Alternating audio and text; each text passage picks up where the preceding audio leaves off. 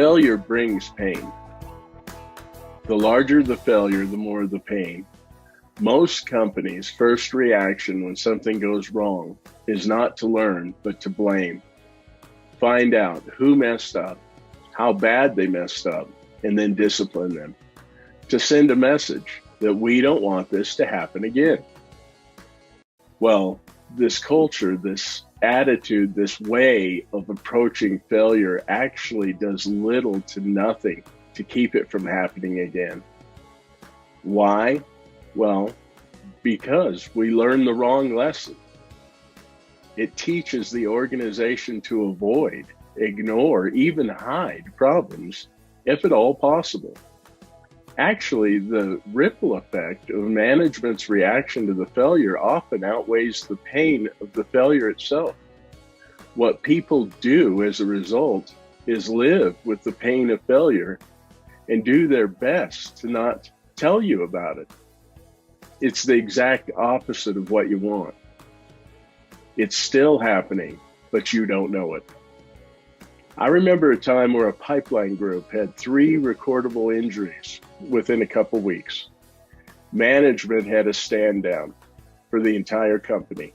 Every employee was called in to a safety meeting, sit down in a conference room. They're issued a brand new pair of gloves, and for over an hour, they heard the message loud and clear. Under no circumstances are there to be any more recordable injuries. The edict went out and it was crystal clear. Well, a few days later, there were a group of guys rearranging parts and pieces in a boneyard out in the field, flanges, valves, pumps, fittings, things like that. Well, there they were. 2 guys on the ground, 1 guy in a backhoe, loading and arranging parts, moving pallets around. When a field supervisor pulled up, got out of his truck, and decided to help. He was known for doing things like this. Of course, he had no PPE at all. No gloves, no hard hat, no work boots. In fact, he was wearing loafers, which he was also known for. Well, he went to load a blind flange into the backhoe bucket. He stood on the ground next to the loading dock where the blind was and tried to roll it into the bucket of the backhoe. Unfortunately, it spun and it fell between the dock and the backhoe bucket, and it landed on his foot. This was a big piece of steel, a 10-inch, 900-pound blind flange. They're really thick. They're really heavy. You can imagine. There he was in severe pain. Everyone immediately remembered the edict. No more recordable injuries. He wasted no time. He hopped on 1 leg like a drunk kangaroo over to the truck. He got in and left. The next day came, no news. Nothing happened. There was no recordable. In fact, there was no incident. Of course, he limped around for well over a month. This event is a great example of what I'm talking about. What people do to avoid and hide failure. People will do almost anything to avoid the pain of being the example. That supervisor knew he would most likely lose his job if he reported that incident, and so did the others.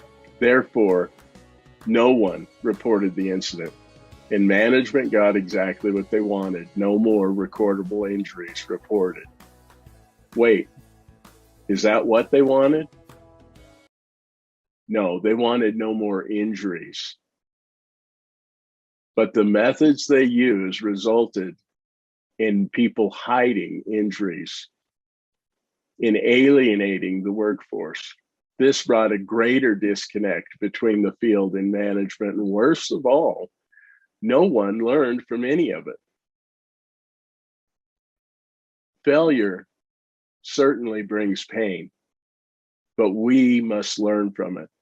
This is true for all levels of an organization.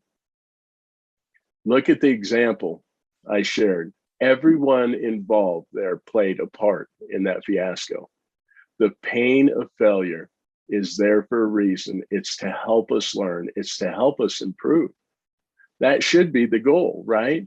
Doesn't everyone want to improve their business? They want a better work environment, a safer job site.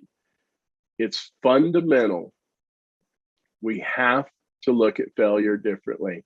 It's important. It's critical to us sustaining our businesses that we embrace failure and learn from things that go wrong.